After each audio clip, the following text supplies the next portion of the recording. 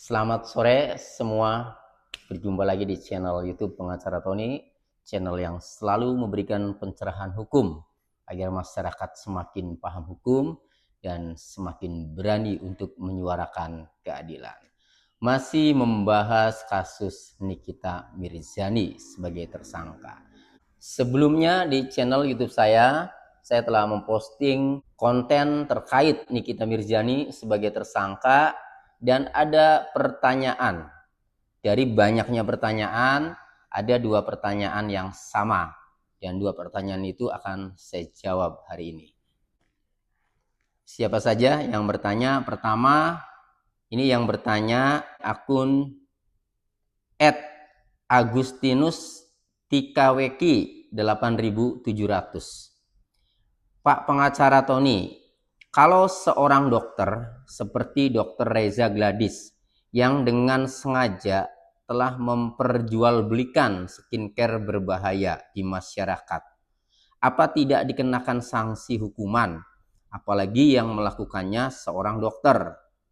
Kalau dikenakan sanksi hukumannya berapa tahun? Nah, mungkin akun @agustinus ini yang dengan sengaja telah memperjualbelikan, mungkin lebih tepatnya kalau kan gitu, mungkin dikasih kata kalau dengan sengaja telah memperjualbelikan skincare berbahaya di masyarakat, kalau dikenakan sanksi hukumannya berapa tahun. Nah, itu mungkin ya maksudnya. Jadi kita masih memegang asas praduga tak bersalah. Kemudian yang kedua, ini ada akun @Mary Clarencia. Pak Tony, harus jelaskan juga seorang dokter dalam kurung ID itu Ikatan Dokter Indonesia. Mungkin dokternya tergabung di ID kan gitu. Jual skincare yang dicurigai mengandung bahan membahayakan, berarti merugikan muka masyarakat. Dia seorang dokter, lebih tahu skincare-nya mengandung titik-titik berbahaya untuk muka orang yang pakai. Jadi apa hukumnya? Nah, oke. Jadi dua-duanya ini sama, kurang lebih inti dari pertanyaannya adalah jika seorang dokter yang lebih mengerti tentang kesehatan, kemudian bagaimana hukumnya dan berapa tahun seandainya dokter itu menjual skincare yang berbahaya bagi kesehatan. Oke. Oke, akan saya jawab. Jadi baik dokter maupun pengusaha skincare yang menjual skincare yang mengandung zat berbahaya itu pasti ada sanksi pidananya. Ini pernah terjadi pada kasus Mira Hayati. Ya, saat itu Mira Hayati bersama dua orang lainnya itu ditetapkan sebagai tersangka atas dugaan memiliki kosmetik atau skincare berbahan merkuri. Tiga orang yang ditetapkan tersangka itu adalah Mira Hayati, kemudian Agus Salim, dan Mustadir DG Sila. Saya ambil berita dari Detik Sulsel. Produk ketiga tersangka terbukti mengandung bahan berbahaya berdasarkan uji laboratorium BPOM Makassar. BPOM itu Badan Pengawas Obat dan Makanan ya, Makassar. Atas perbuatannya, ketiga tersangka dijerat pasal 435 Junto pasal 138 ayat 2 Undang-Undang RI nomor 17 tahun 2023 tentang kesehatan. Nah, itu pasal yang dikenakannya, yaitu pasal 138 ayat 2 Junto pasal 435 Undang-Undang nomor 17 tahun 2023 tentang kesehatan. Bagaimana bunyi pasalnya? Kita bacakan. Pasal 138 ayat 2 Undang-Undang Kesehatan. Setiap orang dilarang mengadakan, memproduksi, menyimpan, mempromosikan, dan atau mengedarkan sediaan farmasi yang tidak memenuhi standar dan atau persyaratan keamanan, khasiat atau kemanfaatan dan mutu. Nah, jadi dalam pasal 138 ayat 2 Undang-Undang Kesehatan ini ada larangan. Kepada siapa larangannya? Kepada setiap orang. Kepada setiap orang, siapapun, baik warga negara Indonesia maupun warga manapun, itu dilarang. Dilarang apa? Dilarang mengadakan. Mengadakan itu berarti menyediakan. Mengadakan tuh. Kemudian memproduksi. Memproduksi itu tahu kan? Berarti membuat produk. Memproduksi itu, membuat produk. Nah, kemudian menyimpan. Nah, menyimpan saja itu nggak boleh, dilarang. Ya, menyimpan nggak boleh. Kemudian mempromosikan. Nah, mempromosikan juga nggak boleh, ini dilarang.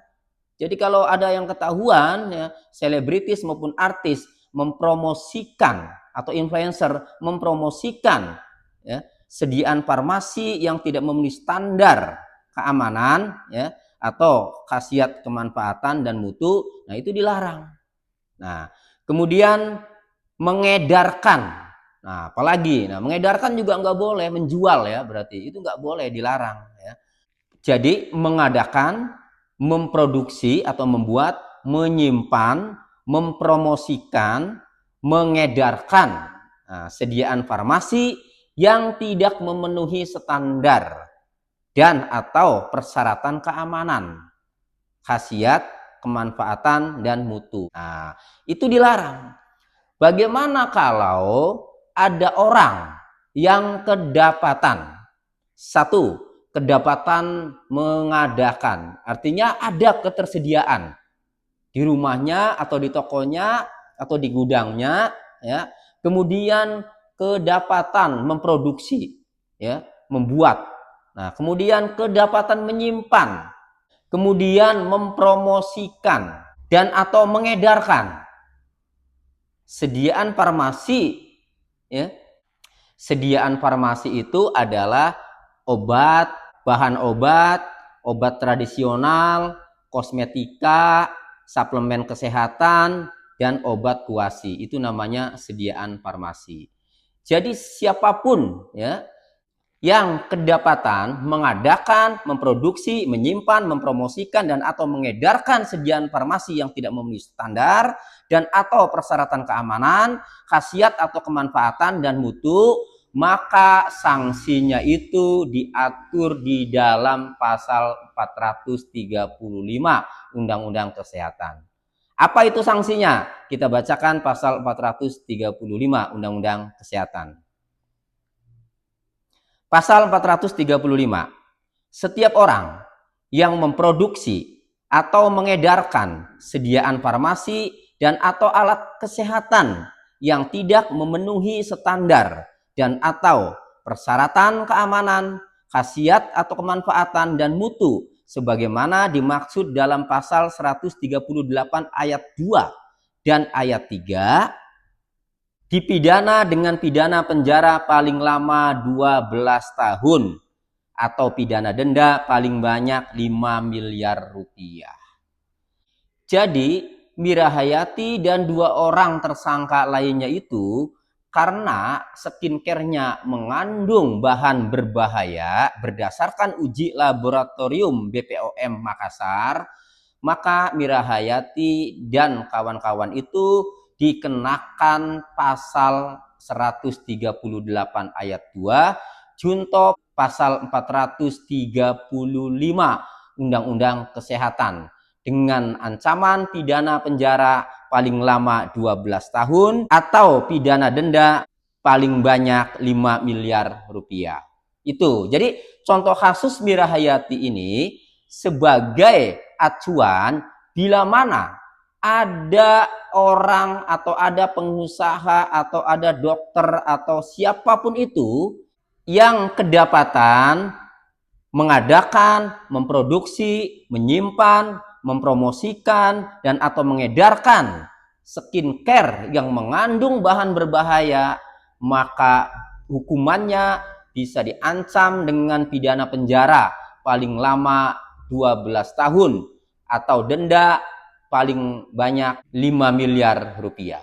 Nah, jadi seandainya Dr. Reza Gladys menjual skincare yang mengandung bahan berbahaya, maka sama bisa dikenakan pasal 138 ayat 2 junto pasal 435 Undang-Undang Kesehatan, di mana ancaman pidananya penjara paling lama 12 tahun atau denda paling banyak 5 miliar rupiah. Itu. Nah, tapi untuk memastikan apakah skincare-nya Dr. Reza Gladys itu mengandung bahan berbahaya atau tidak, itu harus diuji laboratorium.